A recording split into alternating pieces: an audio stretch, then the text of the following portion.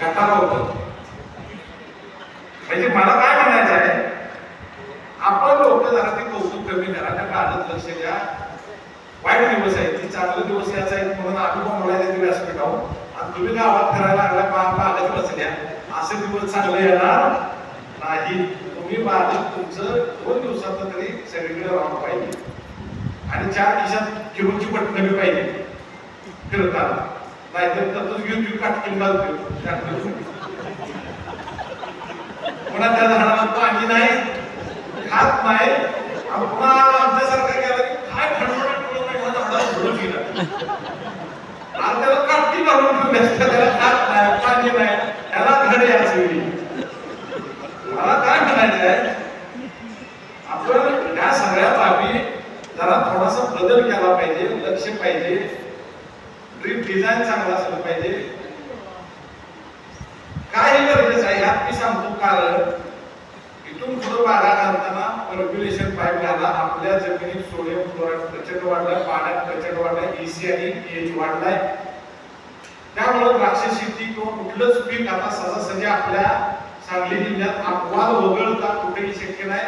येवण जत मध्ये उंदीला मला वाटतं उंदी गेली वाटतं किंवा नाही, त्यांच्या उंदीत सुद्धा सांगितलं निसर्ग पाईप घाला. बरोबर आहे, कारण तिथं सुद्धा सोडियम क्लोराईडची समस्या वाढल्या. आता तुमच्या दारात कृष्णाबाई आल्या त्यामुळे अजून वाढणार. पाण्यात निचरा पाईप घातल्याशिवाय बागा करू नका. माझा सल्ला आहे, 1 वर्ष 2 वर्ष लेट करा, नाहीतर ही द्राक्ष तुम्ही तशी जर अशा अंधारात घातली तर मी सांगतो त्या घराचा कार्यक्रम लागला. कर्जात ती घर उभारणी येत नाही. आणि जगात असं कुठलं केमिकल नाही की सोडियम क्लोराईड रानाच्या बाहेर काढायचा. बरेच लोक सल्ला देतात की सल्फ्युरिक ऍसिडचे हाय ट्रीटमेंट द्या, म्हणजे pH कमी करून ती द्या. पण तुमच्या जमिनीत pH आणि EC चा फरक अजून मला वाटत नाही तुम्हाला कळाला असेल. तुम्ही pH कमी करताय, EC कमी होत नाही सल्फ्युरिक ऍसिडने. कोण तज्ञ असता ह्या जगात तर आपलं ओपन चॅलेंज आहे.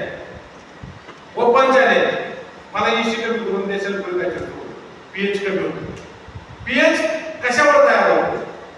pH चा फॉर्म्युला काय? पोटेन्शियल हायड्रोजन, त्याला pH म्हटलं जातं. जो pH हेवी मेटल्स मुळे वाढतो. ज्या जमिनीत ज्या पाण्यात मोठ्या प्रमाणात आपण आता कॉपर फवारतो, मगाशी त्यानं भारी सांगितलं, तुमच्या लक्षात किती आलंय मला माहित नाही. कॉपर तुम्ही हेवी वापरल्यामुळे तो कॉपर त्या पानावर आणि जमिनीवर पडतो. 10-20% ते 30% झाडावर पानावर बसतो.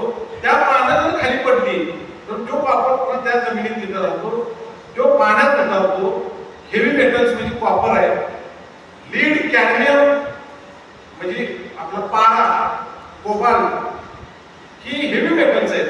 ही हेवी मेटल्स जास्त असते की pH तुमचा पाण्याचा मातीचा वाढत चाललाय.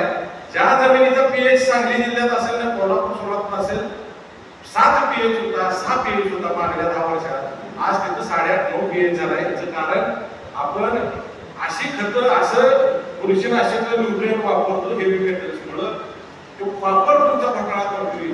अहो ह्याच्यात फक्त बागेची 2-3 पानाच्या अवस्था आहेत तेव्हाच कॉपर वापरा. सपकीन झाल्यावर कॉपर वापरू नका. रोग कंट्रोल होतोय म्हणून बी वापरू नका.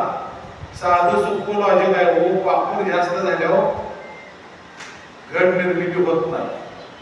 आता इथं जरा ऑफ रेकॉर्ड म्हणून सांगतो, आता रेकॉर्डिंग करताय. आपल्या गरोदर राहू नये म्हणून कॉपरची टी का वापरली जाते? तर अँटीबायोटिक म्हणून त्यातलं शुक्राणू निष्क्रिय करायचं काम करतं. त्यामुळं कॉपर टी अँटीबायोटिक असल्यामुळं गरोदर राहू नये म्हणून वापरली जाते. तीच फिजिओलॉजी ह्या वनस्पती शास्त्रात आहे. कॉपरची गरज आहे 5 ppm. आज कुठलेही पान देठ तपासलं, माती तपासली तर त्यातला कॉपर पान देठातला गेलाय 60-40 ppm. 100-120 ppm मातीतला कॉपर गेलाय. पाहिजे किती? 40 नाही 20.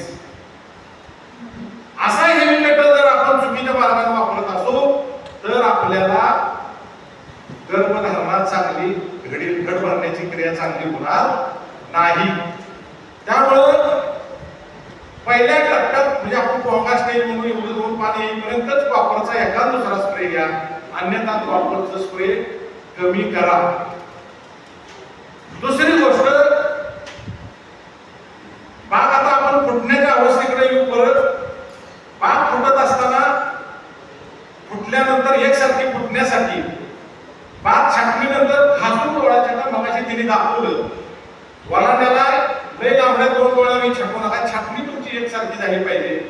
पुन्हा तुम्ही तुमच्या घरातली माणसं असतील किंवा माणसं नसतील तर मजूर सांगून एखादा रिपीट फिरवा, लांबडी काडी छाटा, वलांड्यातलं अंतर सेट करा, खराब वलांड बाजूला काढा जुन्या बागा झाल्या असतील तर, आणि त्या बागेला भोवऱ्यातून डोळा उठतो तसा ठेवा. एक सारखा नाही तर लांबडा ठेवला दोन डोळं तर घेऊ आणि डोळा फुटणार लांबड्यातला, मागलं की भोवऱ्यातून डोळं उशिरा फुटणार. त्याला स्प्राउटिंग व्हेरिएशन म्हटलं जातं. तसं जर झालं तर तुमच्या बागेला चांगलं घड मिळणार नाही. अपवादानं पावसाळा लागला तर मिळतील. त्यामुळे छाटणीचं व्यवस्थापन चांगलं पाहिजे. छाटणी करताना मागं असावा. आपलं बरंच मागं